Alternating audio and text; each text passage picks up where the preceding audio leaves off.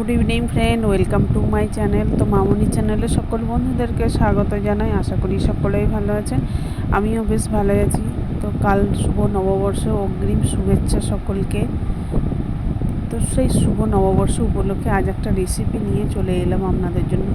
এখানে দেখতেই পেলেন 1 কাপ চালের গুঁড়ো, 1 কাপ আটা, স্বাদ মতো লবণ আর জলটা হালকা গরম করে নিয়েছিলাম। গরম জল দিয়ে মাখালে বেশ ভালো হবে।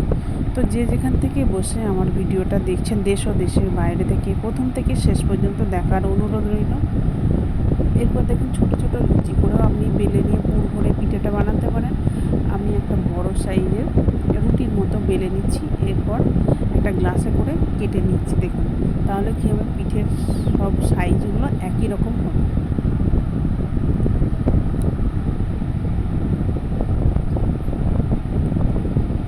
তো দেখুন একটার মধ্যে আমি নারকেলের পুর দিয়ে দেবো। তো নারকেলের পুরটা আমি অফ ক্যামেরায় বানিয়ে রেখেছিলাম, তা নাহলে ভিডিওটা আরও অনেক বড় হয়ে যেত। আর অন্য একটা নিয়ে উপর থেকে দেখুন এইভাবে চারদিকটায় চেপে চেপে বসিয়ে দিচ্ছি, যাতে পিঠাটা খুলে নারকেলের পুরটা না বেরিয়ে আসে। এরপর দেখুন হাতের সাহায্যে একটা ডিজাইন করে নিচ্ছি। আপনারা চাইলে অন্য কোনো ডিজাইনেরও বানিয়ে নিতে পারেন, আমি আমার মতো বানালাম। দেখুন কতটা সুন্দর লাগছে। তো আপনাদের বোঝানোর জন্য চলুন আরও একটা আপনাদেরকে বানিয়ে দেখিয়ে দেব। একইভাবে একটাই পুর নিলাম, অন্য একটা উপর থেকে দিয়ে চারিদিকটা হাতের সাহায্যে চেপে চেপে আটকে দিচ্ছি। দেখুন এরপর হাতের সাহায্যে সেই একই মতো ডিজাইন করে নিচ্ছি।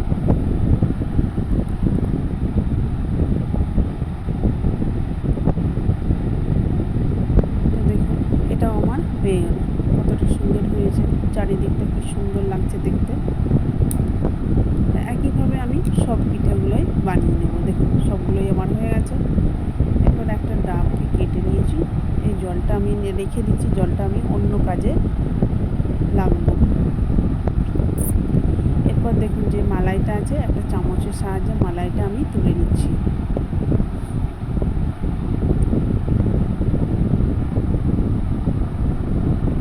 দেখুন কতটা সুন্দর হয়েছে মালাইটা।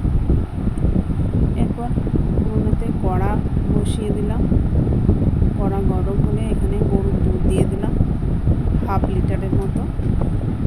আগে থেকে দুধটা আমার জাল করা ছিল, আবারও দিয়ে দিলাম। ফুটে উঠতেই পিঠেগুলো দিয়ে দিলাম।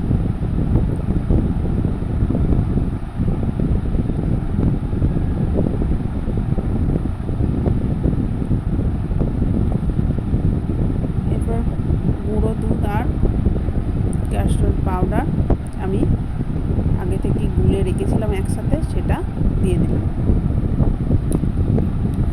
এরপর দেখুন মালাইটাকে আমি ছোট ছোট করে কুচিয়ে নিচ্ছি।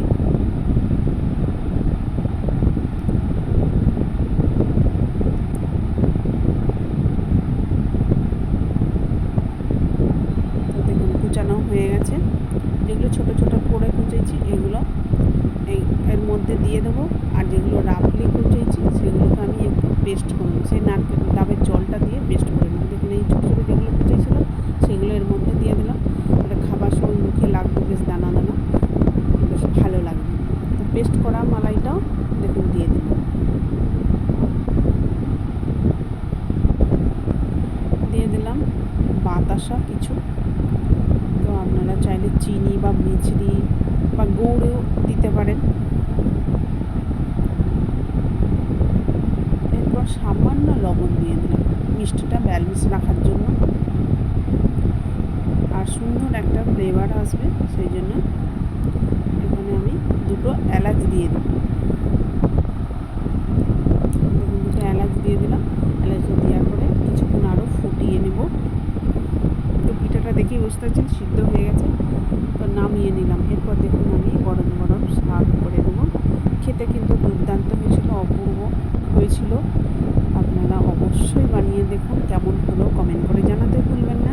যারা আমার ইউটিউব চ্যানেল থেকে দেখছেন একটা সাবস্ক্রাইব করে পাশে থাকবেন, পাশে থাকা বেল বাটনটি অল করে রাখবেন, তাহলে আমার নতুন নতুন রেসিপি ছাড়ার সাথে সাথে সবার আগে আপনার কাছে পৌঁছে যাবে।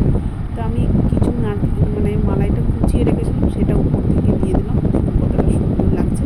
তো আপনাদেরকে একটা কেটেও দেখিয়ে দিচ্ছি কতটা সুন্দর সিদ্ধ হয়েছে আমার ভিতরটা, মানে কোথাও ভেঙে বেরিয়ে যায়নি। দেখুন কতটা সুন্দর হয়েছে, নারকেলের পুর ভিতরেও রয়েছে, কোনো একটা পিঠে ভেঙেও যায়নি। কিন্তু ভিডিওটা শেষ পর্যন্ত দেখার জন্য অসংখ্য ধন্যবাদ।